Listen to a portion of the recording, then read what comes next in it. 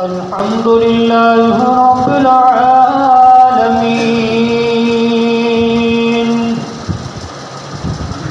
الرحمن الرحيم مالك يوم الدين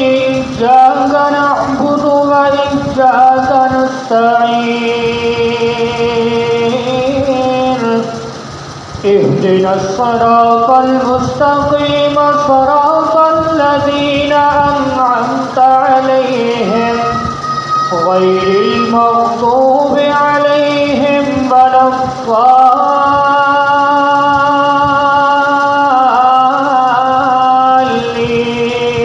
الضالين والتين والزيتون وطور سينين وهذا البلد الأمين لقد خلقنا الإنسان في أحسن تقويم ثم رددناه أسفل سافلين إلا الذين